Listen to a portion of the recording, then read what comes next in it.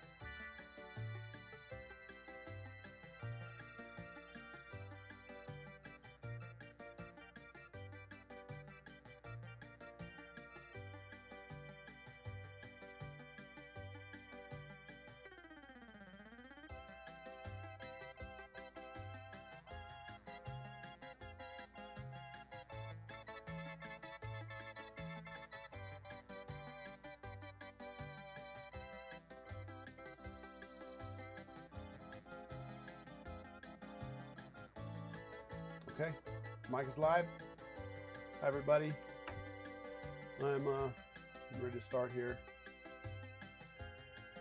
Turn down alarm. Okay.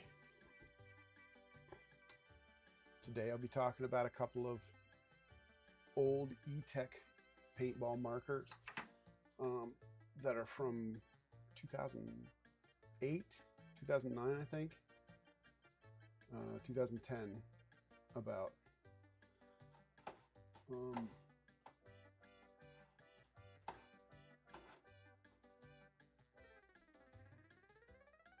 have a couple of manuals up on the screen to show you the differences and how they build out. Okay, so let's get started.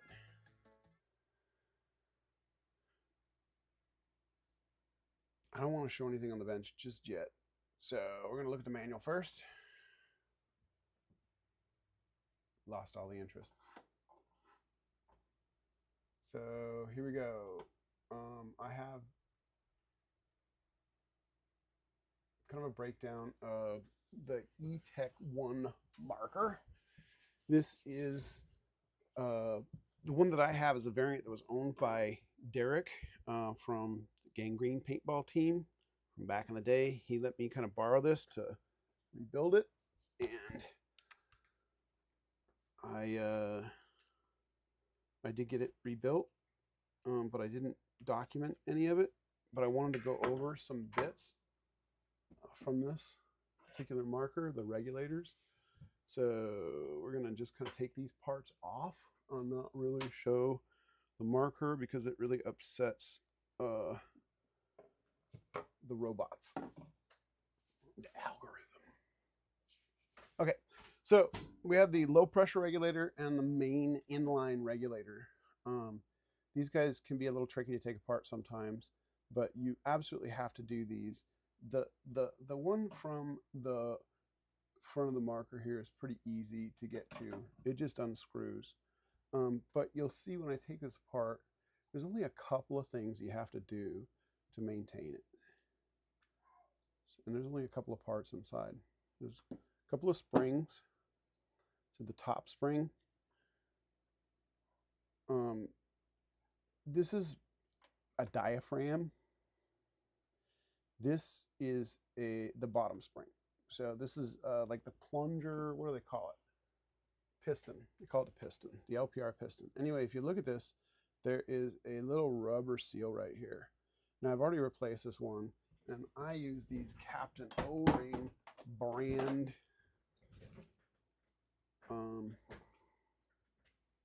Well, you can see them. Let me open up the box. I like these guys. They're cheap. You get them on Amazon. And they're color coded. So the next time you do them, they're not all black. And it's much easier to identify. And then they also give you a little O-ring sizer on the top here. Makes life easier. So, but also if you look on the documentation here, it'll generally tell you what size O-ring goes where. Gives you a pretty good schematic of what's going on. I wish more things had detailed schematics like this in my professional life. And then this also gives you an illustration of the Humphries or the solenoid valve. Because if these parts go bad, then you're going to blow out this solenoid. So we'll go over that in a minute. But first we'll talk about regulators. Oh, I bumped the power button. It's going to take a second for the thing to turn back on. Oh, that's so frustrating. I got to do something about that. Okay. Anyway.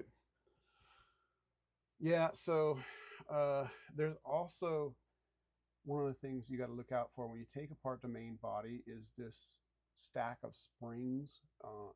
They're like bent washers that have to be stacked back in a certain way. And I believe there is 16 in here. You can count them right here. I counted them earlier and there were 16. And that's usually how many are in these markers from what I remember. But it's always a good idea to count and check every time you do it.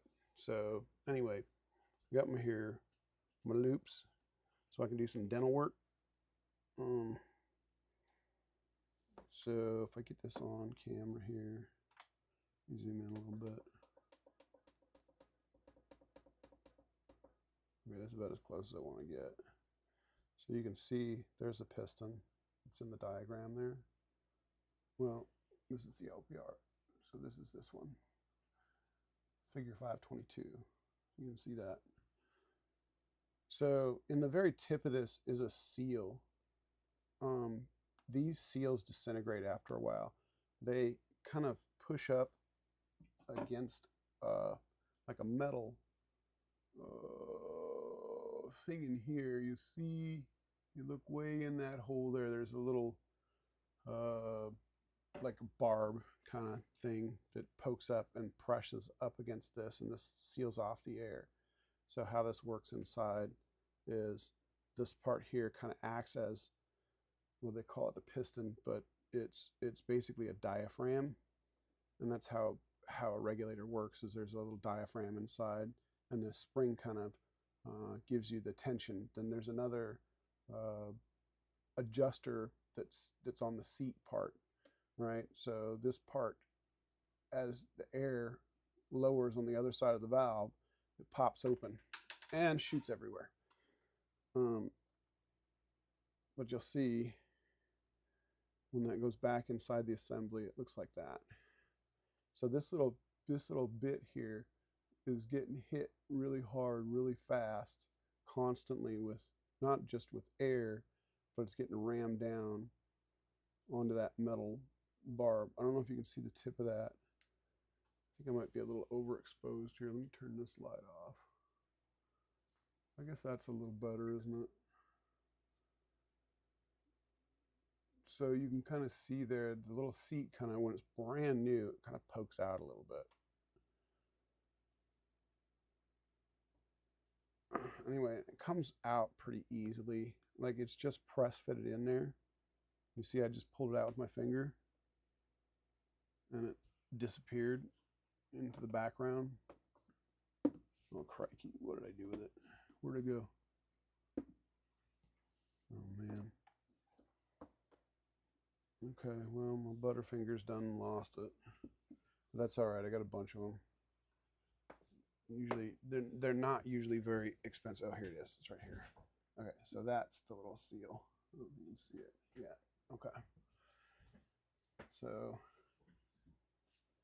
there's your seal.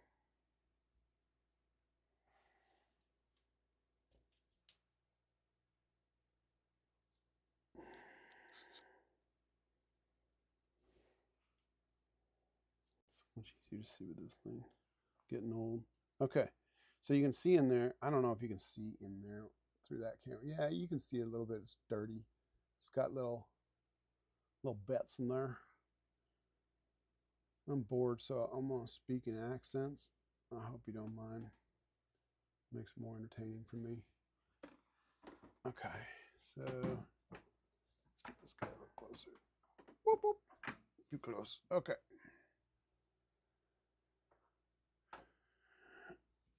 And all right, so let's just press this back right in here. So you don't have to have it totally clean. I mean, you can have it as clean as you can get. You know, I can get a little cleaner. Because there's still a little speck in there. I can see a little speck. Well, I can see it. Now I can see it. So let's do proper. Give it a good cleaning.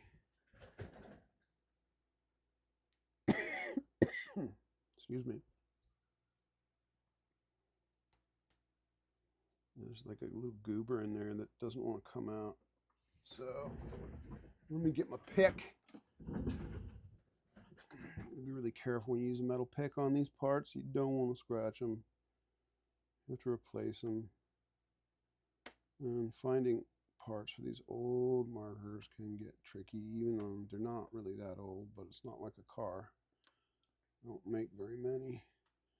Okay, so it looks like this is not coming out. Whatever this is like embedded in the metal. So maybe it's corrosion.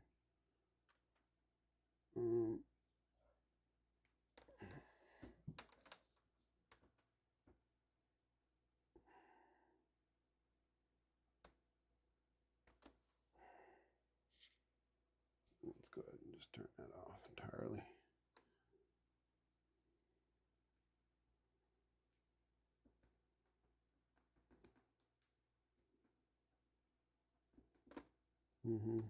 Okay, these things are annoying. Let's go with the old man glasses. Oh, that's way better. Not as good, but it's not nearly as intrusive. I need a little more light. Okay, so yeah, it's like corrosion, or it's the rubber is embedded in the metal, or perhaps it's both. So that's not coming out of there. So we'll press this back in. And you can kind of see after it's been in there for a second, it's kind of tapered. I don't know if you can see that very well, but it's tapered a little bit. If you get close up, you can see one side is a little smaller than the other. So you press the smaller side in. Kind of have a little bit of a hat. When it's done, it won't go all the way in. It'll go most of the way in. Once that little hat is gone, then the thing's worn away enough to where you should replace it. So you should always see the little hat poking out. On brand new ones will always have a little hat on top. Okay, so before I put this back in, obviously I got to lube it. So got a trusty Dow 33. This is also from Captain O-Ring, but it's Dow 33, so like I'm pretty sure it all comes from the same nipple, from the same cow, right? Okay.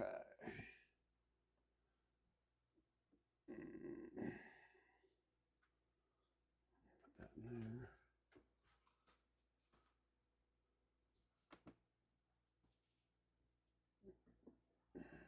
Boop, boop, boop, boop, boop. Get a little bit of goober in there. Now, when you clean this out,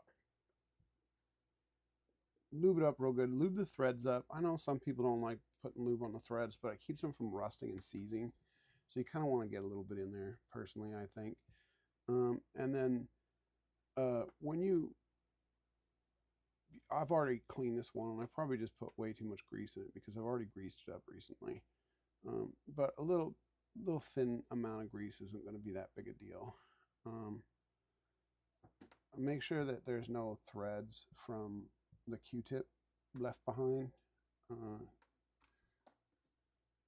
I don't think it's going to break anything, but it'll wear out your O-rings faster. Obviously, dirt, debris, that kind of stuff. All that stuff affects the O-rings. And what I find is best if you're doing the cleaning process is to use these blue paper towels. Like these are from the auto parts store.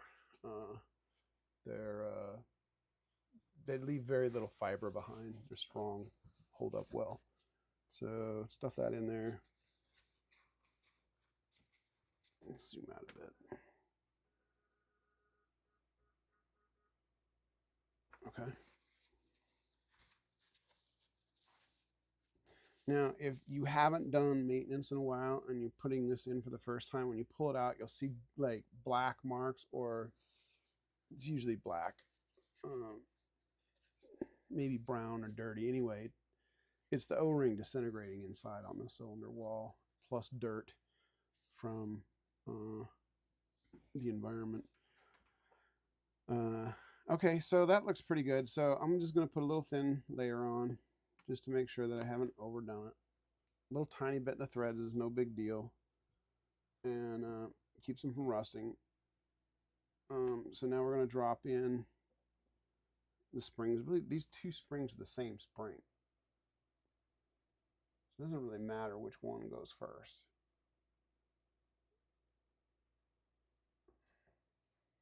It says here, insert front spring into the LPR so it rests neatly on the adjuster piston. Place the rear spring into the LPR piston and insert piston and spring into LPR cap. O-ring end first. Okay, so spring, piston, O-ring first. Boop, goes into it. So that's all lubed up. So if I wasn't sitting here messing around, that would have taken like, what, 3 minutes? You might have had to order some parts. These seats and stuff come in like a player's kit. Like if you buy a service kit for your marker, it'll have seats, and you'll have those for years. They don't last forever, but you'll have them for a while. And when you go to trade in your marker or sell it on a secondary market, it will be worth a lot more. So this one is very similar to the other regulator, except it doesn't have a back spring, and it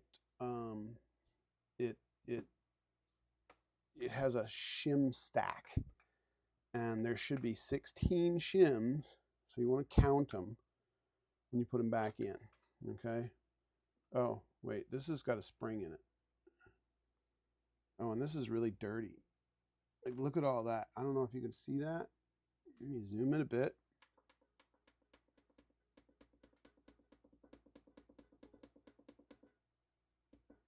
So there you go. You can kind of see there's a whole mess of like darkness and debris kind of in there. So that's dirty, and that's probably from the old parts that had disintegrated in this marker, kind of working their way through. Yeah, you see there's the seat there, and it doesn't poke out, and I just replaced this one, and it doesn't really poke out here. The seat's kind of all the way in there. And I've already aired this marker up and used it, so I know that it works. All right, let's do this. Actually, just hit that button. It zooms back out. Okay. Now I'm sticking that blue paper towel in, giving it a wipe it down. Okay. Cleaned up most of it. Yep, saves. Put that over there. So all this stuff, I already serviced this guy, so it's basically done. So there's inner O-rings on these things. When you go to do these, you have to pull this O-ring out from the inside and replace it. When they're black, they're hard to see. The colored O-rings are a lot easier to see on these things. Now, if you look here, I didn't replace this O-ring. See how easy it is to miss? Because it's black, it blends in with the body of the regulator really easily. So this one needs to be replaced. So you can try digging it out with a pick, but you got to be real gentle and don't scratch anything. If you look there, it didn't scratch it. You're gonna be real gentle. If you like poke really hard, you're gonna break. You're gonna damage the crown. So a lot of times, if you just grab it with your fingernails and push hard, you'll get kind of a bend in it, a little loop, and you can kind of pry it off with your fingers. Boop, just like that. So now I believe, what is it, 14? 15 to 15. So that's one of the reds. Which red is it? Because they're the same, similar. Okay, it is that one. So this is it. This is what the new one will look like. Now, we pop that on there. Boom, real easy to see you got an O-ring on there you got to take off. Right? So when you're first doing your services, and honestly, you don't have to do them that often, but you have to do them often enough. You'll memorize it after a while, but your first few times you want to refer to the manual and look really hard for O-rings. There should be a number of them. Every place that touches metal should have a rubber seal on it that buffers. The only thing that so there's the cup seal valve inside the marker. This one, okay, so I have to actually take apart.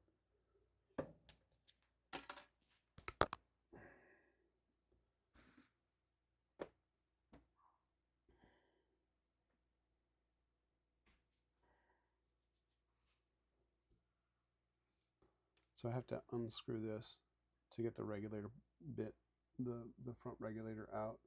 But if you look, there's another one of those O-rings in the tip of this, and that seals around the piston when it goes up and down, right? Every part should have an O-ring. It shouldn't be metal on metal anywhere in a marker. So if you see a part that looks like it's sliding around, it should have an O-ring on it, okay?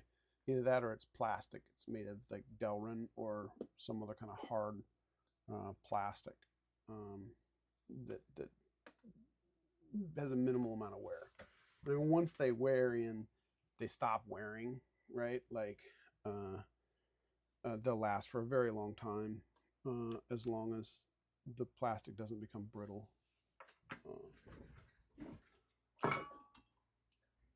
I'm gonna need my die kit. Where is it? Put it in here.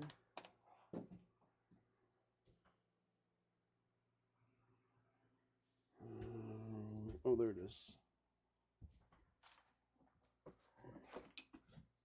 Okay. I keep losing my, I don't know why. I keep losing my Allen wrenches.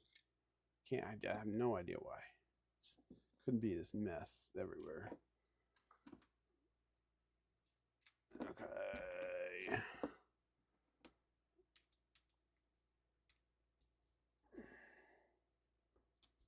Boop.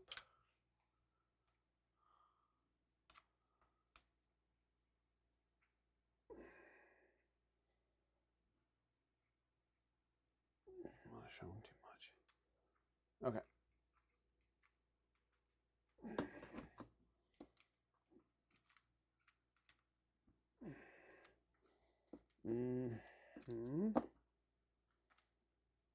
Okay.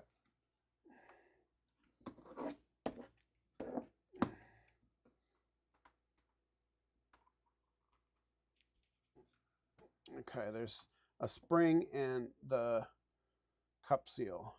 You don't want those to come out. Is they called a cup seal in here? What do they call it in this one? Get the ram. And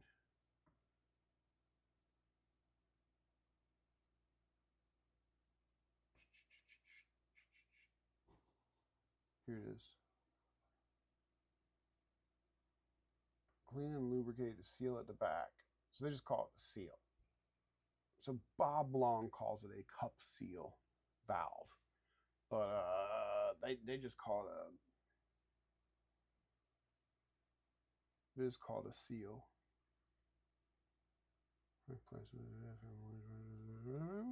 Lubricate the 6 seals of the rammer. Oh, wow, that sounds like a really good kung fu movie. The lubrication of the 6 seals of the rammer. Maybe not. Okay, so you can see I've already lubed this up and replaced the O-rings on it. But you can still see there's dirt in this thing. Like the stuff disintegrated in this marker and it's working its way through. I don't know if you can see that, but there's, looks like old lubricant and, oh, there's hair in there too. Oh, for Pete's sakes, I gotta do this all over again. Take care of your markers. I know people are proud and say, oh, you never did anything to my marker. But then the next poor sap that gets inside here goes, what did this guy do to the car? Did you get the license plate of the guy that hit you? I mean, that's kind of where you're at some point. Okay. What is that? Just one hole in that assembly, huh? It's funny. Okay. Well, whatever. Not that important. Now the other part that I want to do, let's get the ram out. So take the back of it. try not to show the whole thing, because if you show the whole thing, I believe I'm going to upset the algorithm. So, and even though this is not gun, they keep getting all upset. But I've read the stuff, and I'm not violating any rules. You just have to be careful, I guess. Okay, image recognition algorithms. Okay, anyway, this is the RAM. This is a Zik kit RAM. It has this little bumper on the back, which is like an upgrade. If you look at other versions of this marker, like the E-TEK 2 one I have, doesn't have this bumper on the back. Or maybe that one's been upgraded too. Anyway, this little bumper here disintegrates over time. And you can find replacements now, but people want like $15 for them. Not cheap. I don't suggest you... well, I mean, you don't have a choice. I tried using a couple of O-rings, and it works, more or less.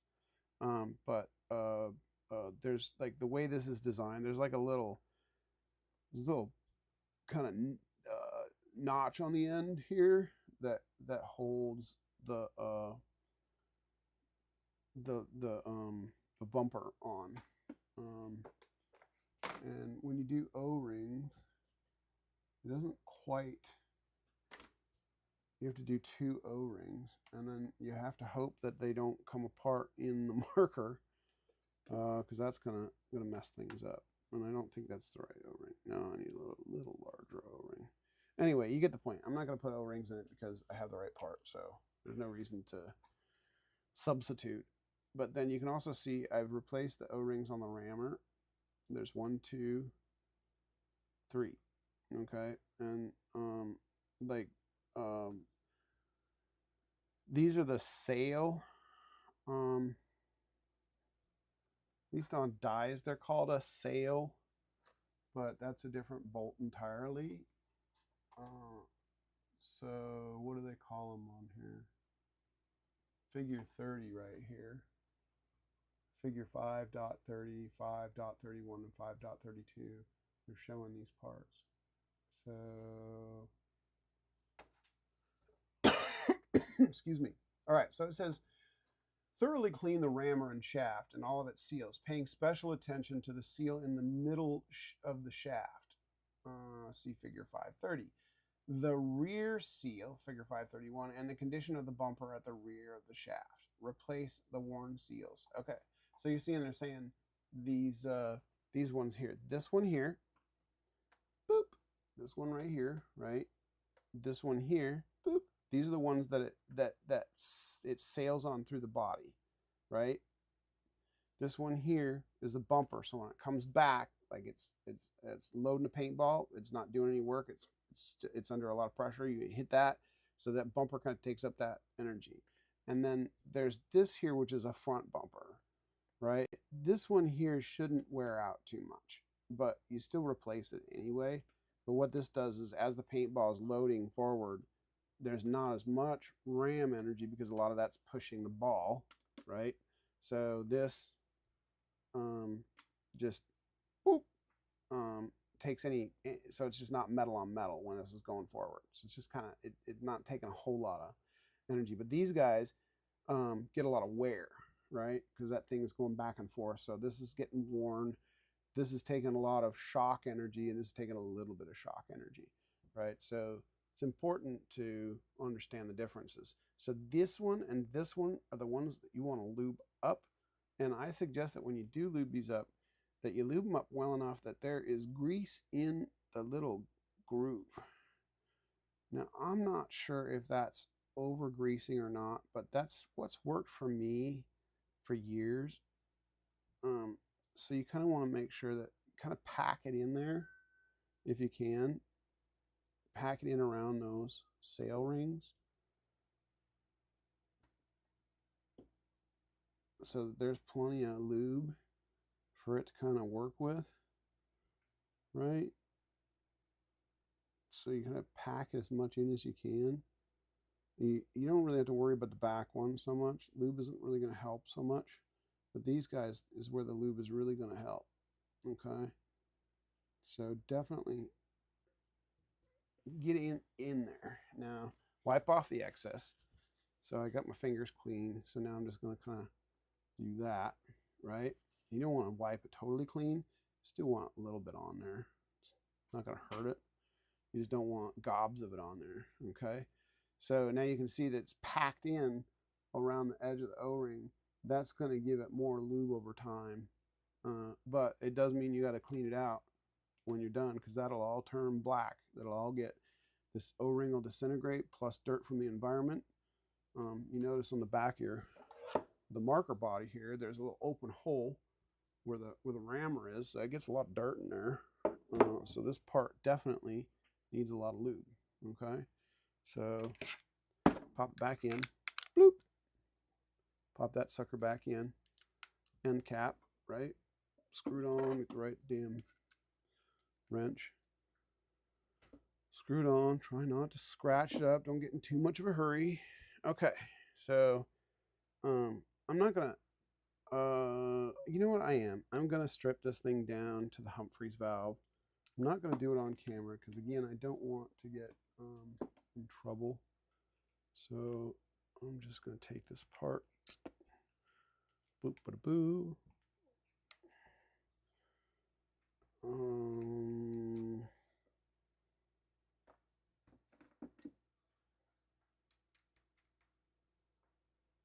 Love these die, old die toolkits before they started putting them all on the keys, like connecting them all together. Okay. Make sure I'm not showing too much. Okay. You know, I gotta disconnect it from the board.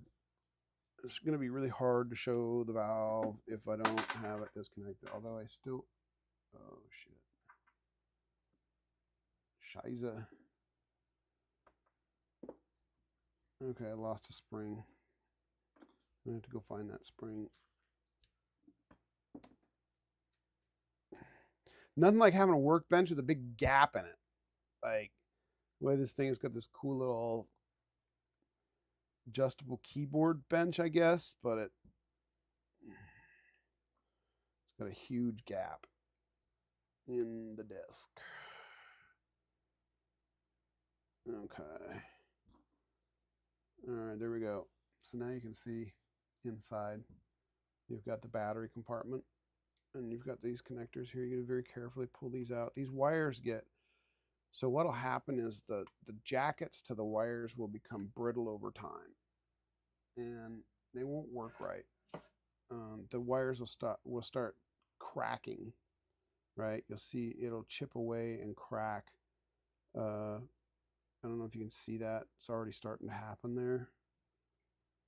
There's even wire exposed right there. See that? That's from getting pinched in the body, and just over time this becomes brittle and flakes away or shrinks. And you can see it's shrunk a bit, and now the positive has come out of the solenoid housing. I think you can see that. Anyway, so that's the solenoid. And how this works is the air comes in from the main regulator, right? Through that guy. It splits up here. Part of the air comes from the main regulator and goes into the, this is the low pressure regulator right here, would be poking out right here, right? So then it comes back out of the low pressure regulator and goes back into the marker through this little O-ring up here, which is also not been replaced. These don't really need to be replaced. There's not a whole lot of wear that goes on. They just age over time. Oh, that's why I didn't replace it, because I don't have one that small. Okay. So like I said, you really only need to replace it if it's getting old and brittle.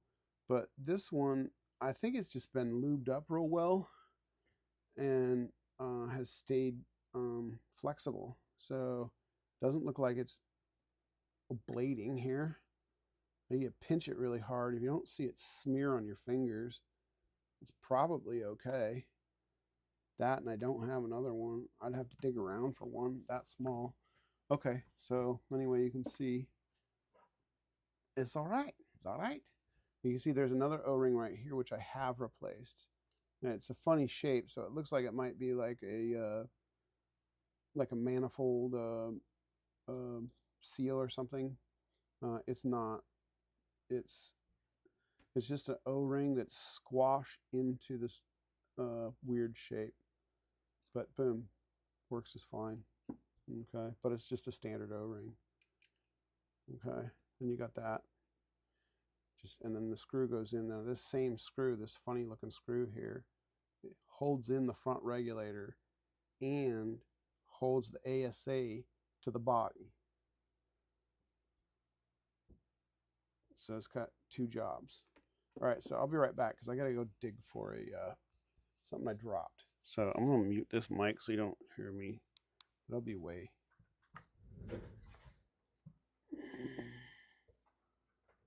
For a sec.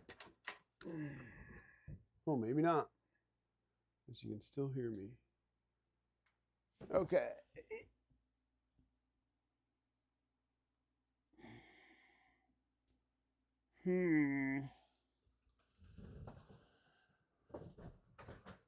I was hoping it would be easier to find.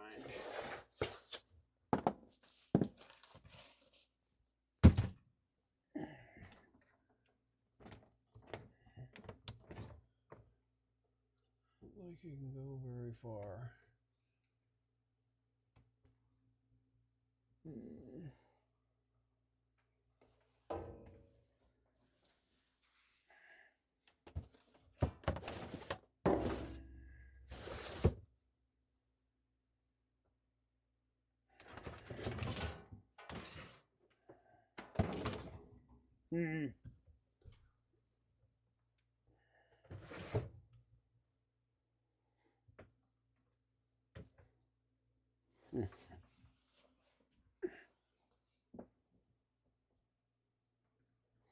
Oh, yeah. Oh, there it is. Huh. Awesome. Okay.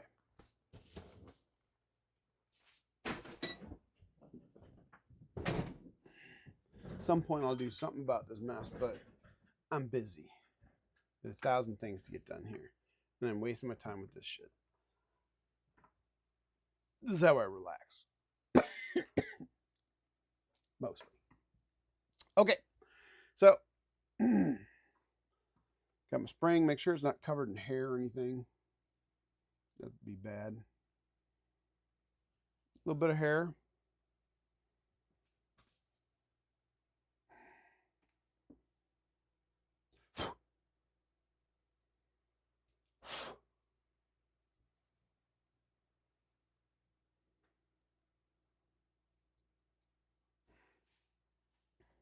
Okay.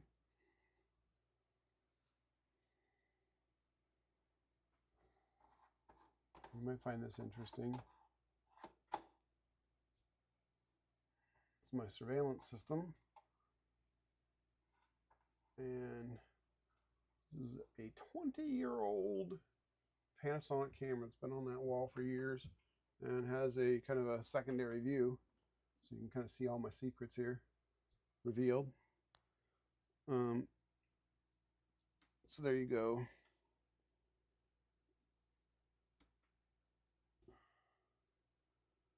You got that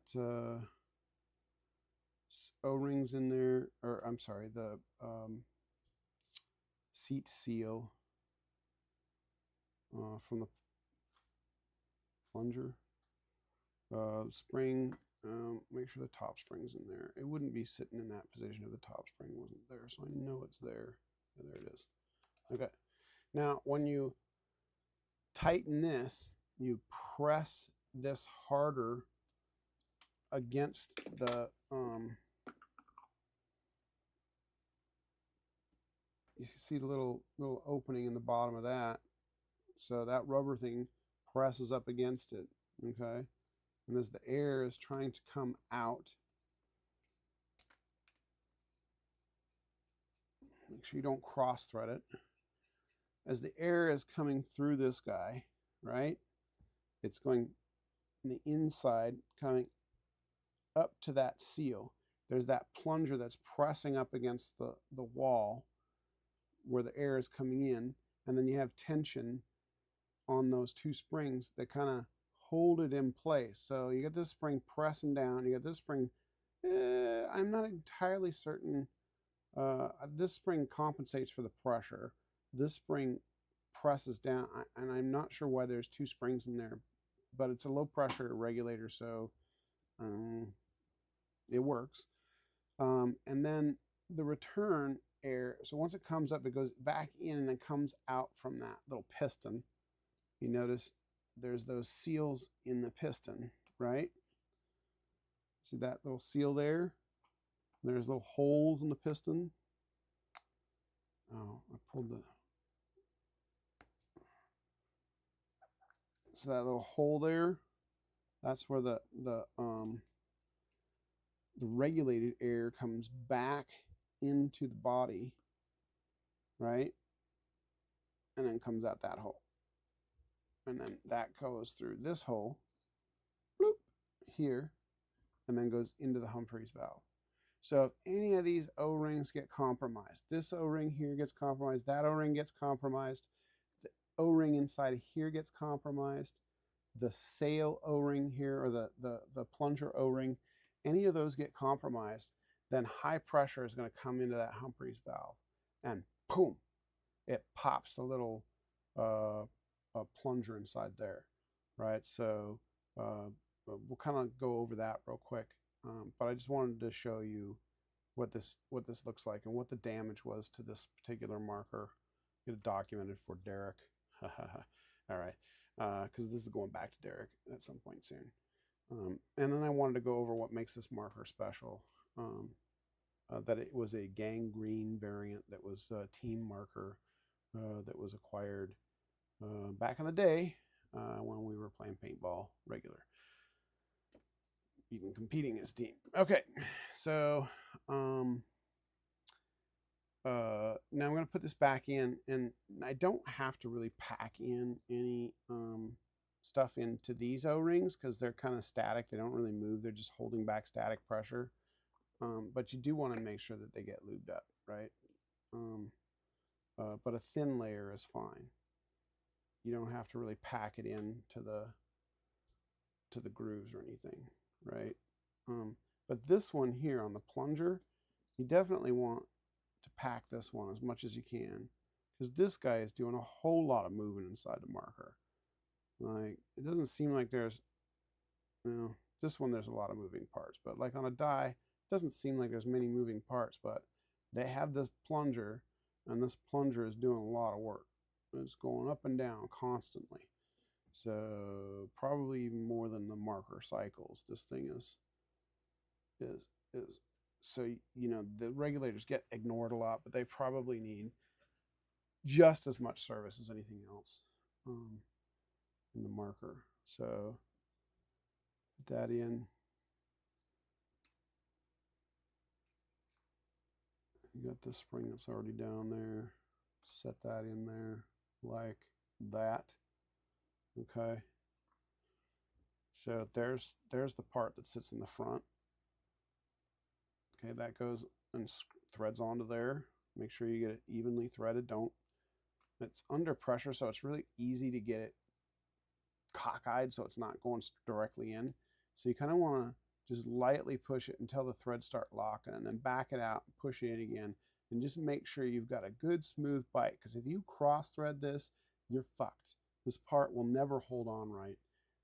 Once those threads are damaged, basically this thing's going to shoot off, right?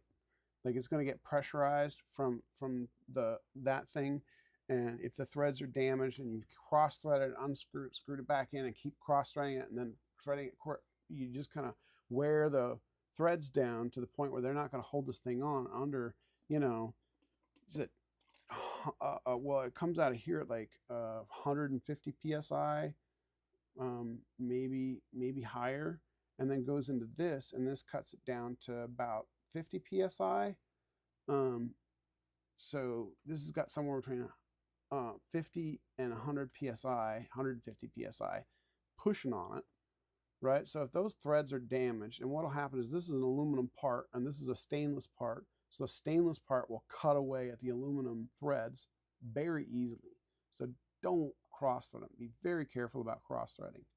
Okay, it's very important to understand that. Now, when you put this back in, it only goes in one of two ways. And I suggest you put it in this way because this hole is then facing this through hole in the body, right? So you put it in so that's facing down. You can face it up. It doesn't really matter which way you go in. I'm just thinking this is probably closer to where, so it's more of a direct line instead of having to go around the rest of it, but it probably doesn't make any difference at all. So anyway, you put that in there, and then you want to make sure you rotate. See that hole there? You can make sure that lines up like that, right? So you get that, see that? Rotate that up so it's in there. Get it lined up. Okay, I can see it. It's correct. I can put it out of place. You can see, whoop, no, yes. So it's kind of like a ball valve almost, but it's not really what it's intended for. It's to receive this bolt through. So this bolt goes in, even if it's only partially threaded, because it passes through that other piece and retains the forward pressure of this pulling that way, right? And is holding the down pressure of this thing, right? This wants to pop off that way. This wants to pop off that way. So this one bolt is holding both this back and that back. So it's important to get that bolt in correctly. Okay, I mean, you can't put the marker back together if you don't have this bolt in the right place. And these markers are very clever designed, and they're like little puzzles, and you don't get one part in place, or you use a screw that's too long for a particular place, it's going to be an issue. So pop that back in, thread this down,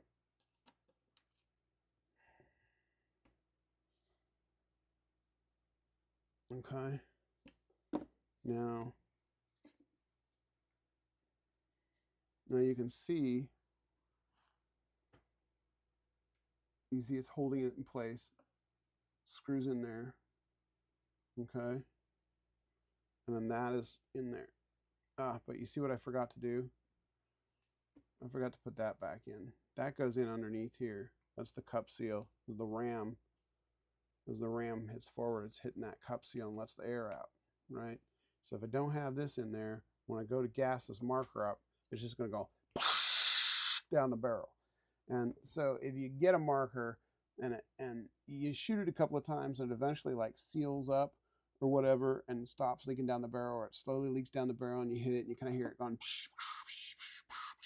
you know, every time you cycle it, it's either leaking more air or less. That's this thing wearing away. This is this cup seal valve, right? And you can see it basically just spring on a piece of plastic with a rammer rod. This is the only part in the marker that there's metal hitting metal, is this valve stem, right? This sticks through the marker thusly, right? And then that ram we took out before has just a metal end on it. And so that hits this metal. So bang, bang, bang, bang, bang. That's the only part that's wearing out in this marker, right? Metal on metal.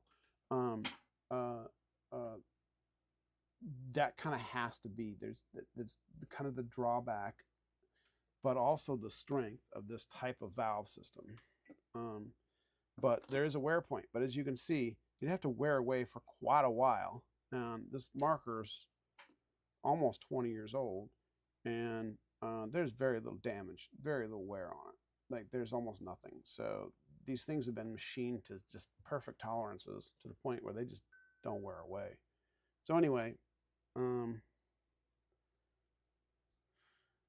gonna put that back in. So I got to take that O-ring out that I meticulously put in place there just a second ago, or not O-ring, bolt.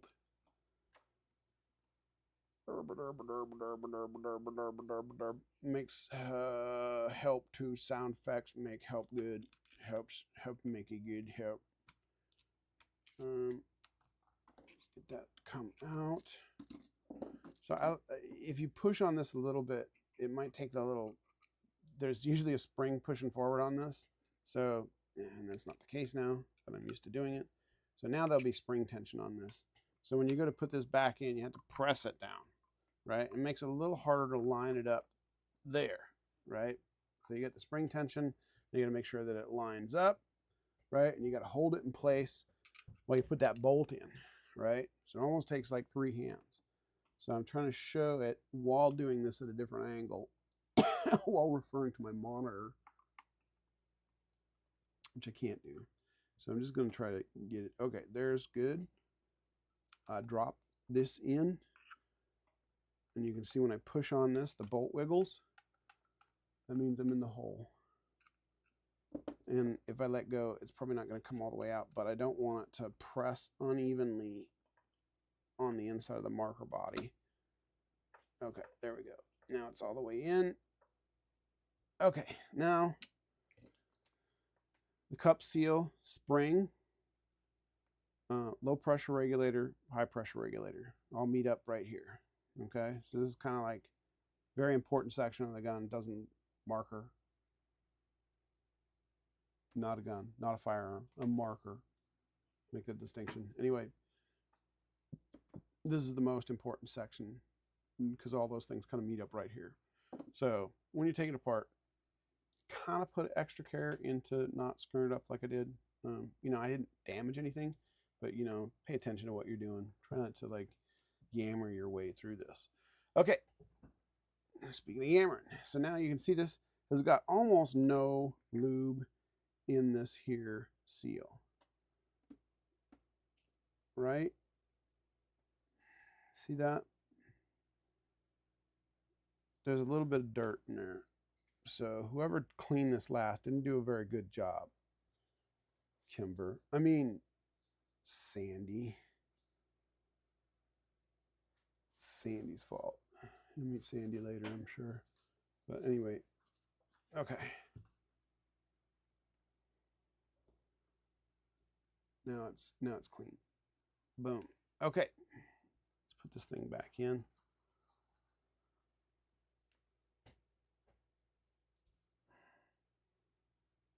Okay, let's pack in some lube here.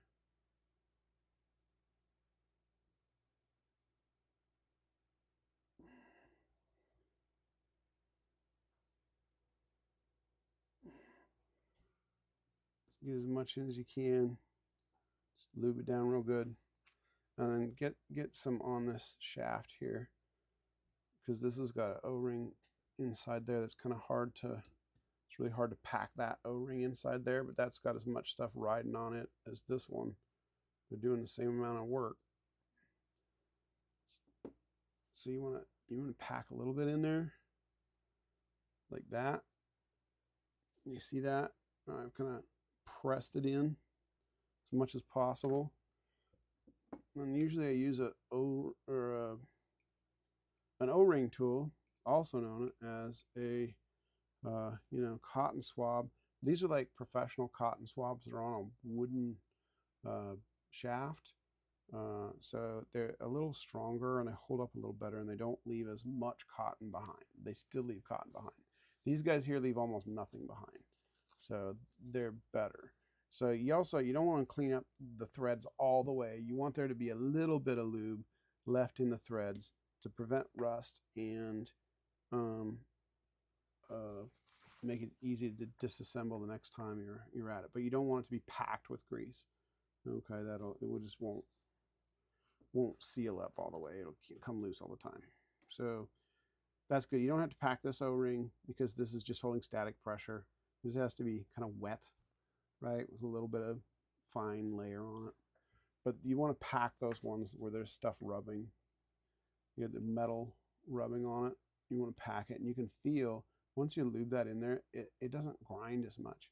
And if you look really closely, you can see where that O-ring touches it, leaves a smear on the shaft.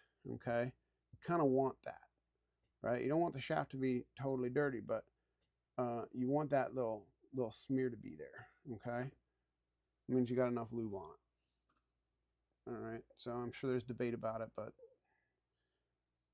that's what makes sense to me if you think about it. That's what makes sense. And I haven't exactly been to paintball school, so I don't know what the manufacturer recommends, and they don't really say in a manual. But logically, yes, pack, no pack. Rubbing, static, right? Moving, static. Okay. Screw back together. Bada bing, bada bang. Okay, now put this guy in here. Well, you can see how this assembly kind of goes together without the lower part of the frame. It's not a lower receiver. This is not a gun or a firearm. It is a lower frame. Okay. This is the body. This is either sometimes just the frame, right? So there's the body frame. Okay, so now you notice this one of the upgrades about this marker is it has the star frame, which has an LCD in it, right? So most of these E-TEKs, one of the little features that makes them a little cheaper than the regular Ego is it has just an LED base interface, right? You can see the difference here between the standard E-TEK and the star frame E-TEK. And then the star frame came in a little tin box. I think I've got it here. I believe this is it.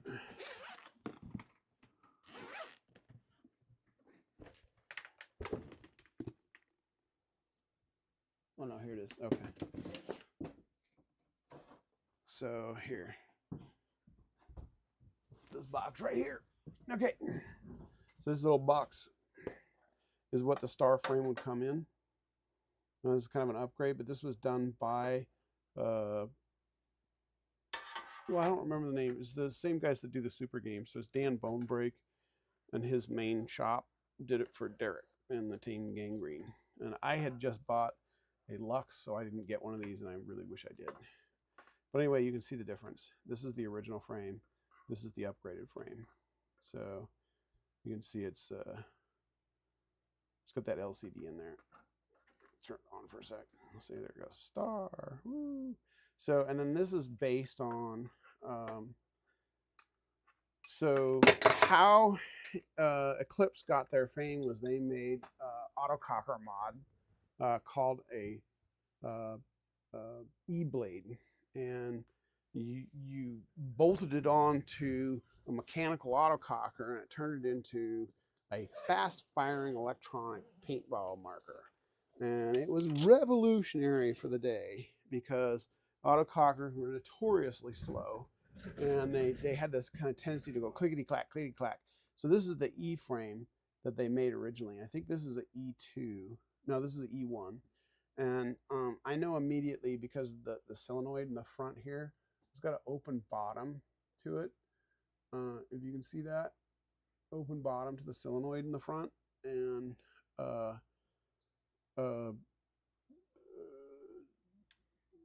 back, I think, oh, and then this, it's got a little foot on it. And I remember there was something important about this little foot here where the ASA mounts. But I don't remember. And then there's an I-beam. You had to drill a hole into your autococker, and this little eye thing added it, and it was the position sensor for the bolt. The thing about autocockers, it's a closed bolt marker, right? So when the bolt was closed, is when it would fire in that closed position, and then it would open the bolt, cycle a paintball in, close the bolt, and then fire in a closed position. Where the other paintball markers, they close the bolt at the same time they're firing, right? So they say these things are more accurate. They're not. They have so much body weight, all that moving parts. Yeah, you can see that or not. Like it's a lot. It's clickety clack, clickety clack, clickety clack, clickety clack. So they're really not great, but they were an important step in the evolution of the paintball marker. And then Ego decided to make their, or Eclipse decided to make their own marker called the Ego, and it was really kind of a clone of a Bob Long marker. Bob Long had been making the stack tube cup seal markers for several generations. I have some, which I'll show you some other time. I don't want to get into a big show and tell right now, but stay focused on getting this back together.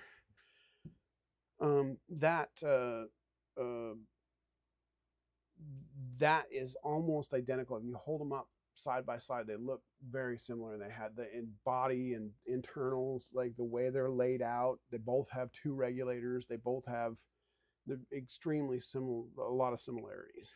I'm not going to get into the Humphries valve.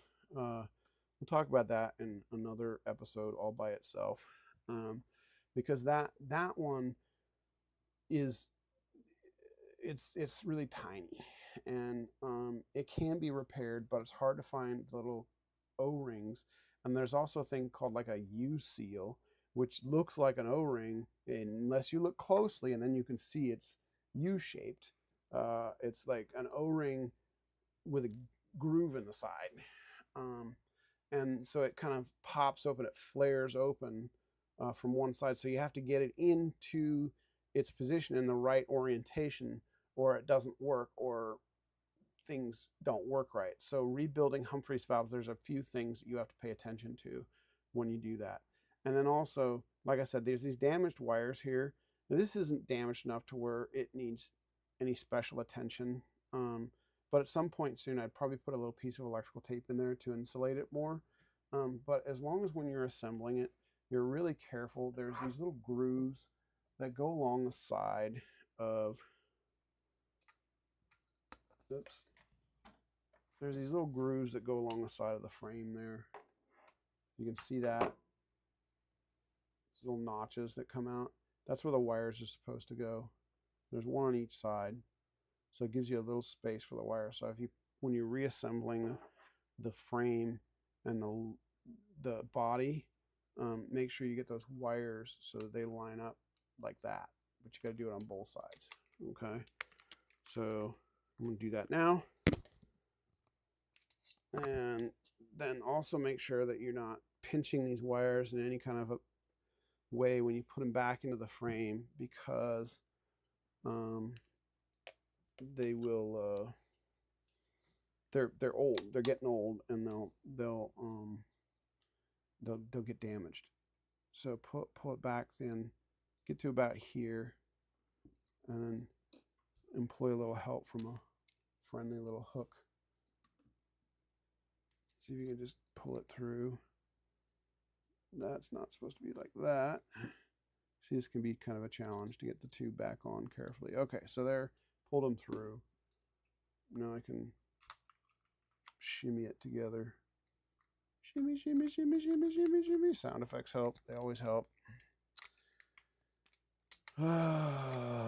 See, now this valve is floating on this one, where the valves are kind of screwed to the body, where this is just kind of got this, it's screwed to a manifold, and the manifold floats in the body, between the body and the frame. And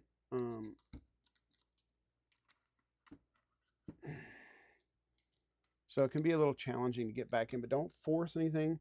Make sure you haven't done this. See, the wires are going to get pinched by the frame as it slips past the solenoid. So you got to kind of hook that around. So honestly, don't get lazy. Like what I done just here right now is I didn't take this grip all the way off. Took one side of the grip off, but I didn't take the other side of the grip off. And now when I'm reassembling it, it's hard to get that wire back in the right position. So it's really easy to pinch. And it was all because I was too lazy to just do, what is that, 30 seconds, right? Okay, see how that's going to pinch there? If I didn't do it right, that's why you don't get in a hurry and why you take the time to do things right? Okay. But it's also good to show these mistakes too. So, okay, so get in there. Now you can see it's guided in there almost correctly. There we go.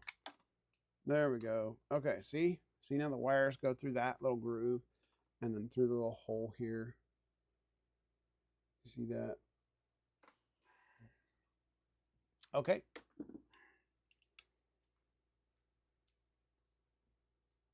Put that one in. All right. Put that one in. Okay. So now the solenoid is the little one, and the eyes is the big one. Okay. And you want to make sure those wires don't interfere with the micro switch. See now, I think on the star frame it has a micro switch and I-beam, where in the original one is just a micro switch. Micro switch, cheap 9-volt adapter, board's kind of pressed into the side. Much larger board, LCD on the side. And then it's got a set of I-beams and a micro switch plunger. Okay. So, and then, yeah, okay. So now it's a couple of screws here. Now, generally, you'll notice there's one long screw and one short screw. Okay. This is important to pay attention when you put these things back together. Okay. So, usually the long screw goes in the front, but that's not always the case. So what you do is you push it in and see if it bites. There's a lot of thread. It has to work its way in there. See that? You can see it's got to screw in quite a bit. Put in the short one. A lot less threading. Put it in the back one here. So look at that. I don't even think the short one would reach the threads. Take that, the long one, put the short one in the back here. Look at that. Doesn't bite at all. Okay? But if you made the mistake of taking that long one and threading it into the short screw in the front, right, and didn't pay attention to how much threading was there, right, and just thread it in, you go into the body, you could damage something. And that's right up in this really important area of the marker where everything is happening. All the magic happens right in this area. Okay? So you want to be careful. Pay attention to what you're doing. Lord knows I've damaged enough things taking them apart. But then you can also see here on this particular marker, it's fatter in the back than it is in the front. Right? On the next version, is the E-TEK 2, it's fatter in the front than it is in the back. Right? So you got to pay attention. So just because usually the long one's in the back doesn't mean it's always, or the long one's in the front doesn't mean it's always in the front. Okay. It just depends on how, obviously, how thick things are. So in this case, long one's in the back. Now, if the long one was not in the back and it was the short one that went in the back, if you put that long one in and you tighten it down really hard, it will go right up into the ram part, right where the ram is. Oh wait, I got the wrong grip here. I was gonna say that grip looks really new. It's because it was never used. Okay, so there we go. This is the original grip that was on here.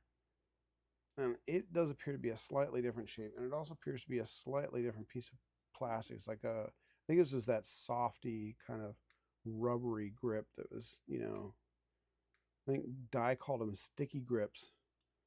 Other people use the soft plastic on the grips, but the soft plastic would wear away. There is a way to preserve the soft plastic, though. There's this stuff called Remington. This is called Remington oil. Rem oil. You get it on Amazon. It comes in little wipes or a spray can. It's intended for cleaning and maintaining regular firearms, but it does a really good job of preserving plastics. And not only does it clean and preserve the metal, it also does a really good job of restoring plastics and just preserving them too. So I tend to use them when I'm cleaning up a marker, but you have to put gloves on. You don't want to touch the stuff with your bare hand. It's like a penetrating oil, so it'll get into your skin, and Lord knows what it's going to do to your body over time. I know that I used very little protection over the years when it came to dealing with oils and solvents, and now my hands are kind of like messed up. So you kids out there, wear your PPE. It is a good idea.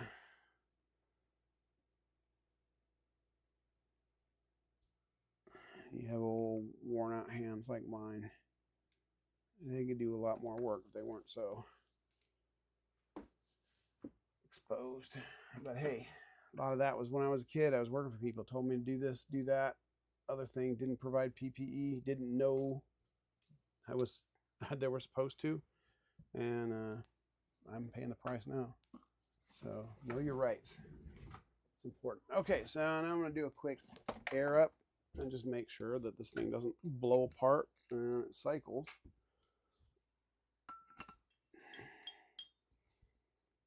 And that'll be the end of it, because I'll probably get flagged after this. Okay, where's the muffler at?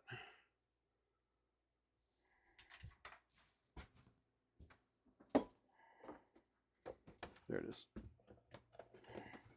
So this is a kind of deadens the sound. Doesn't make it silenced, but it gives it a little back pressure and makes it less obnoxious. So I can hear it leaking. So I can hear it. It's coming from right here. So I'm going to take that apart and see what I did wrong.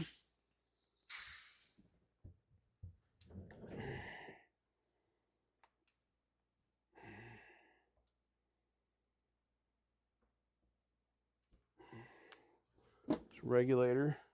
So it's coming between the regulator or the ASA and the body. So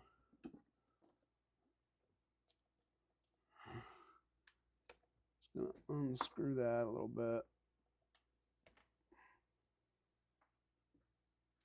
See what I done. Might have not done right.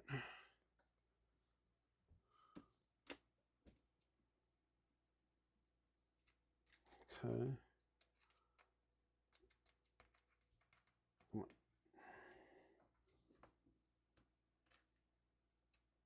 So I'm pressing on the tip to take pressure off the little bolt that it's holding back in. And I slowly let it out because, like I said, it's under spring tension.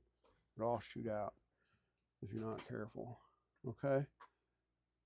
So let me make sure my O-ring here is set in right. Should probably take the frame off. Is that low pressure O-ring in there? So let me just screw that back down because I think I just didn't get it quite right. It's old and fussy. It's like me. You have to take it easy on these things.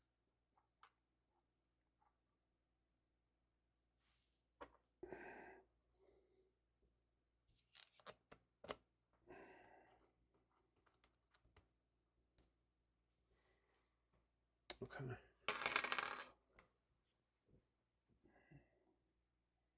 That looks like it's in there better. Let me just loosen it up and jiggle it around. Make sure it's seated well. There we go. Yeah, yep. I need to push it back a little bit more, I think. Okay, there we go. Now I think that's right. There's a little bit of play in that. So maybe that's where, or maybe that's just supposed to be like that. Couldn't tell you. I didn't design it. Okay. Let's air it up again.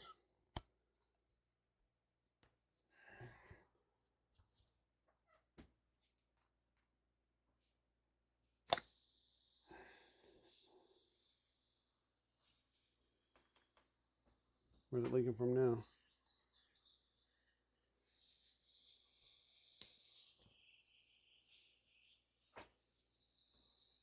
Oh.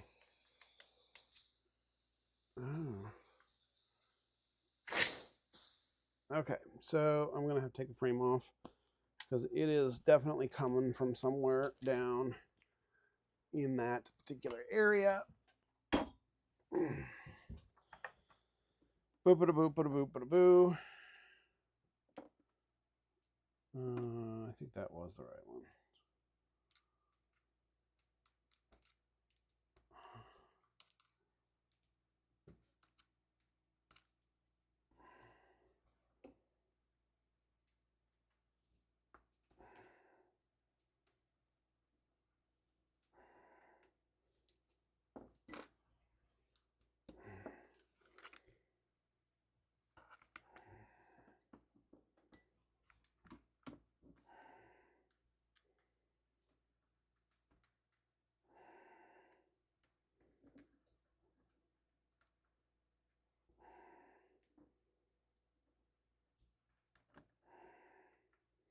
Because the proper dismantle procedure would be take the frame,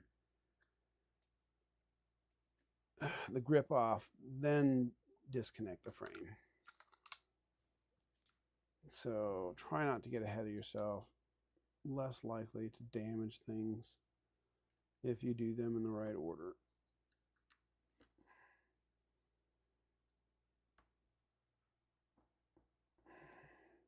And I can feel myself rushing.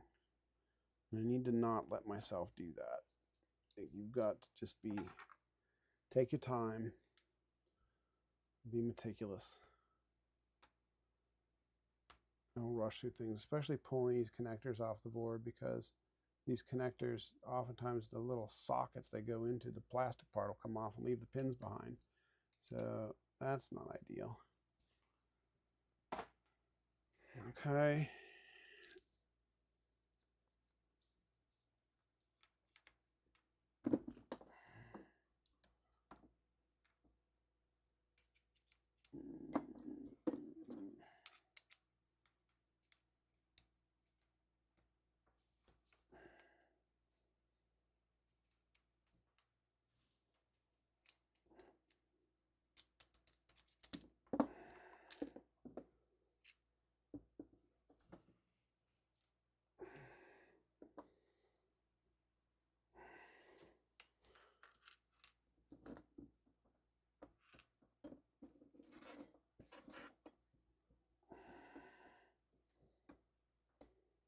Okay, that's the problem. There's this little barb here that threads into the block. It'll come unscrewed. So a little bit of air was leaking past that barb. Now, oftentimes there's a O-ring on this barb. I do not see an O-ring on this barb.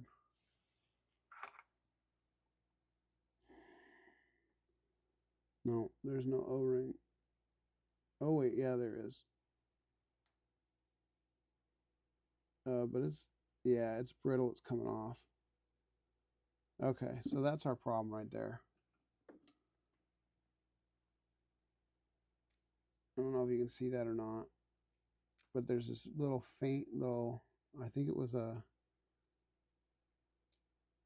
urethane. I think it's urethane. Urethane O-rings tend to go brittle and disintegrate. So that's just come off as powder. So that's why that's leaking from there, is this thing is just turned to powder. Okay, so clean it off as much as possible.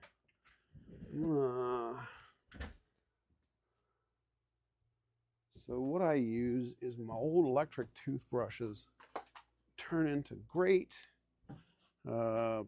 cleaning accessories when it comes to these old paintball markers. I usually have them in my toolbox, but I used them elsewhere recently. So, yeah, use that sucker to get it clean.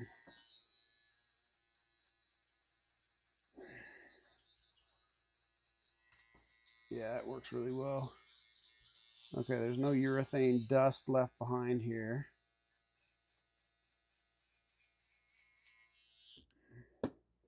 Okay, and then I happen to have some itty bitty Teletubbies. Yes, there they are. Oh, but you know what? They're not even the right size. But I do have some other barbs which have those little urethane rings on them, right? So here's a new barb. You can see it's a bit bigger than this one is. But I think that the diameter of the actual threading bit appears to be the same, and the threading appears to be the same. So this little, oh no, it's embedded onto the end of the, ay caramba. So I have to change the barb. Well, it's the same diameter. It just looks like it's not because it's got the tube on there. All right, but what I'm going to do is I'm going to try an O-ring first before I replace the barb, because barb replacement can be tricky. They don't like to be replaced. Now I happen to have some of these tiny little O-rings.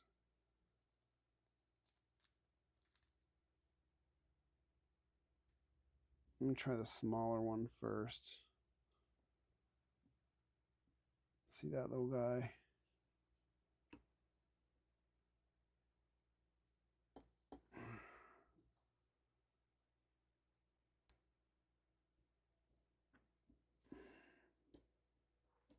Ay, caramba.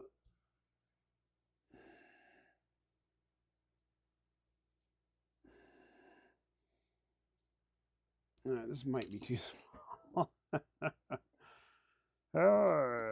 Hey.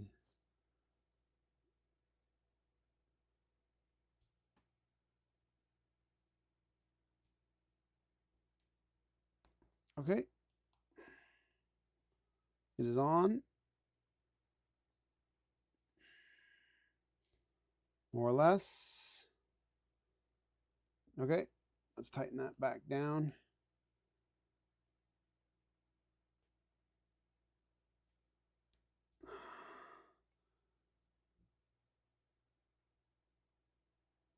Okay. Now, if anything's going to work, I mean, aside from replacing the actual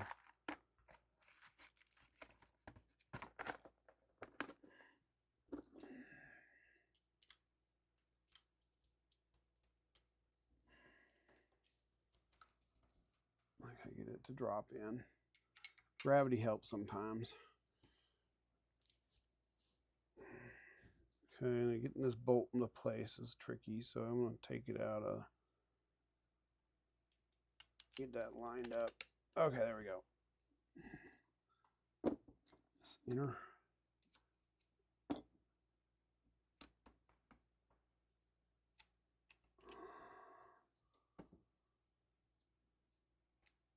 Okay, so I can pressurize the marker at this point by partially assembling. I'm going to put this in.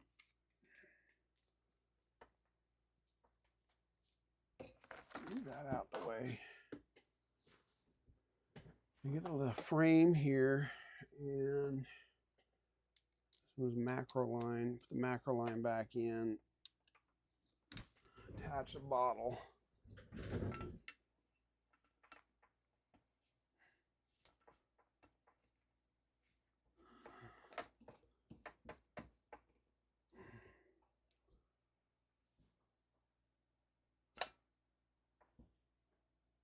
No leak? Hey, all right.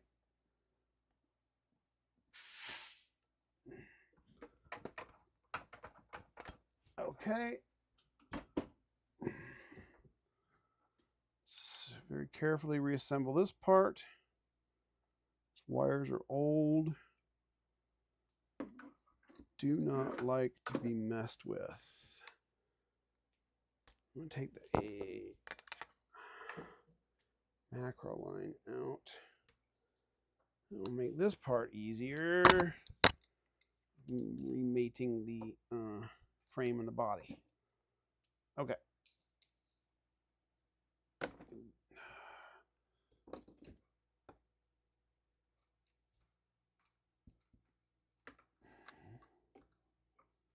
Okay.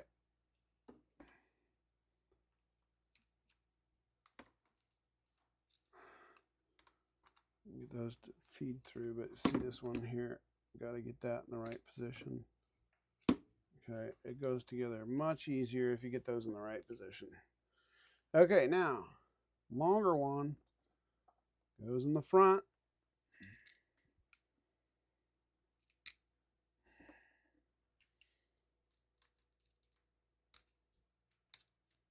No, it doesn't. Longer one goes in the fucking back, dude.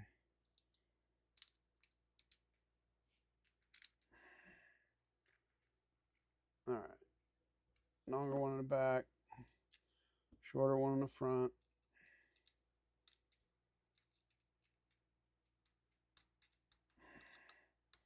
This why nobody wants to show themselves working on these things, because it's just a series of mistakes.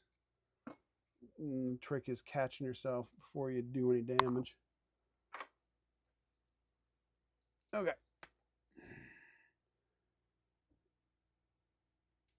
Put the frame back together.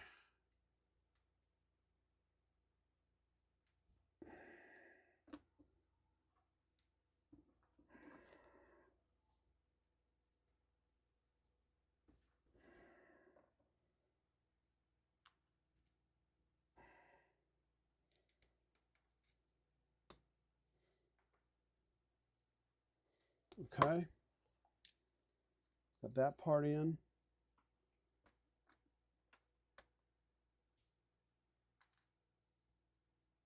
Oh, bollocks. Okay. I got to remember to connect these back up. Like I said, series of mistakes. Okay, there we go. Boom. Got it.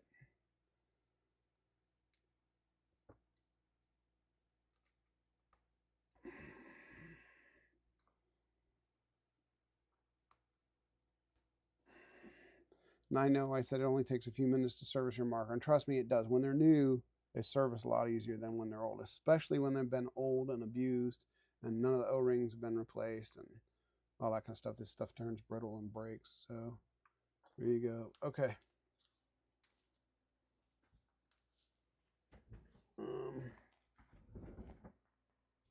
Where am I? There it is. Okay. Bada bing. Bada bang. Let's gas it up.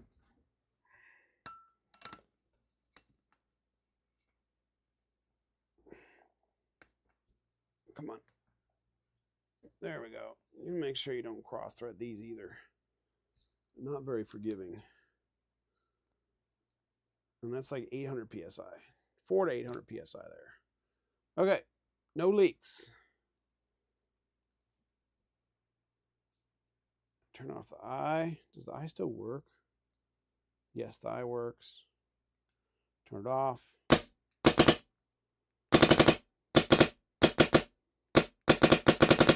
Okay. Let us test it. So I have a little range back here. Let's see if I can pull it up.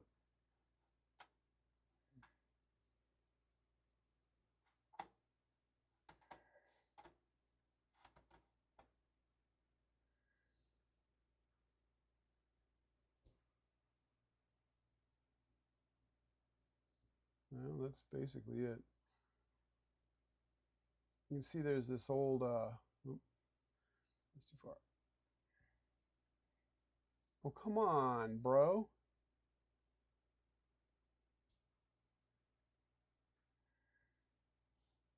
There we go. Stop right there. That's good. All right. I got my target set up. I'm going to change my barrel. I'm going to get my radar, and we're going to chrono this guy. Whoopsies. Oh, come on.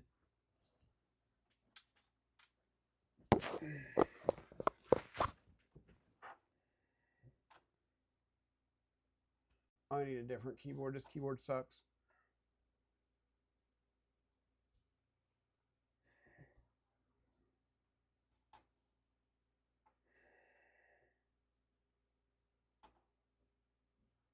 Okay. Mr. Squirrel's going to be unhappy in a second.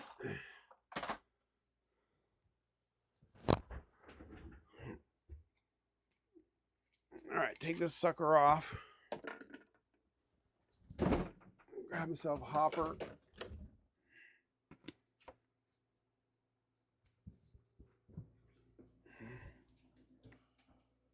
I need a barrel. I thought I had a barrel over there. I do have a barrel over there. It's right here. Here it is. There's a barrel. I got a couple of paintballs.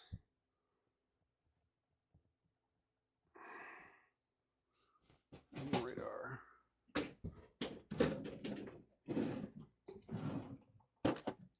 Okay.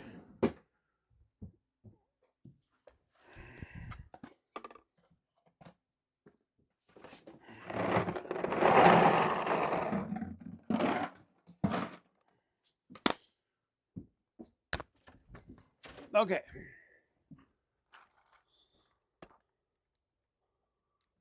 Oops. Okay, there we go. Eyes on.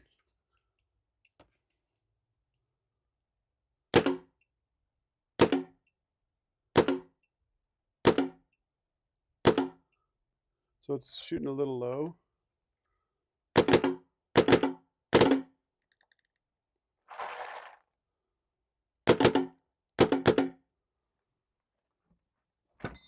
Okay. Cycles and do shoot, but it is 209. It's kind of low, so let's grab my wrenches. Let's ease this one out a little bit. That's probably enough right there.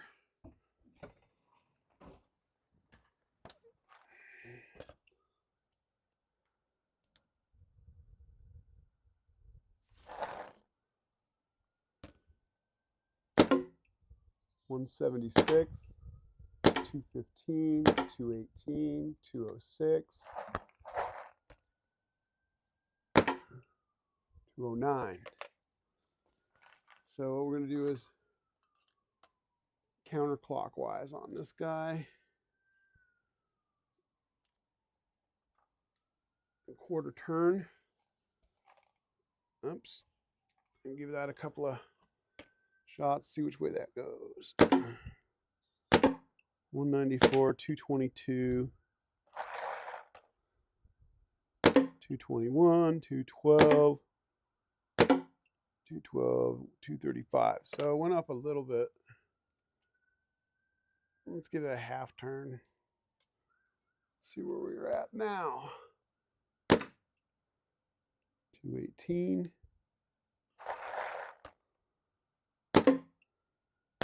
197, 190. All right, so it's going lower.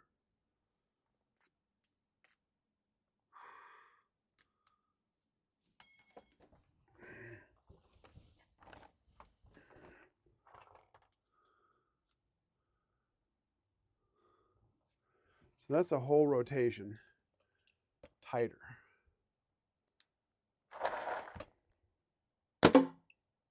218, 230, 229, 221. Okay, so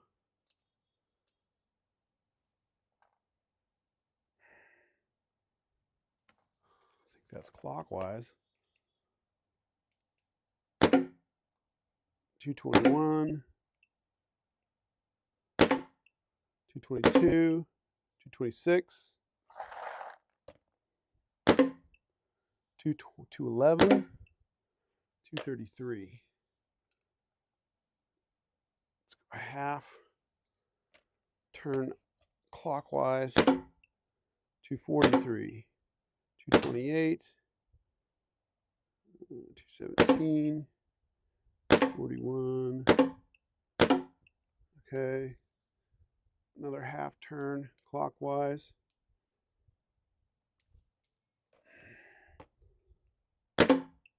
236, 243, 245. Let's turn the front regulator up a little bit. I think maybe the inconsistencies might be partly due to that. I don't have a tool for this one.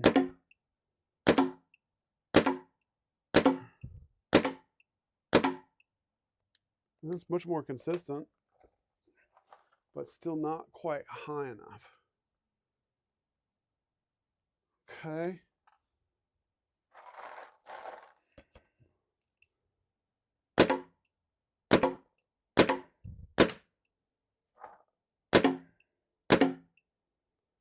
It's not really going up.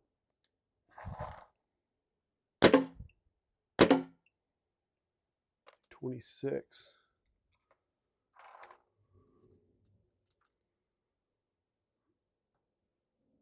That's all the way out.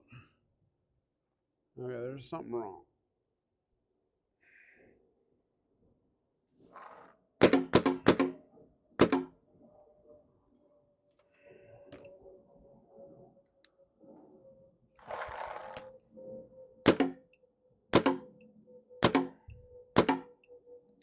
Yeah, so pressure isn't really affecting its velocity. So that's some other problem.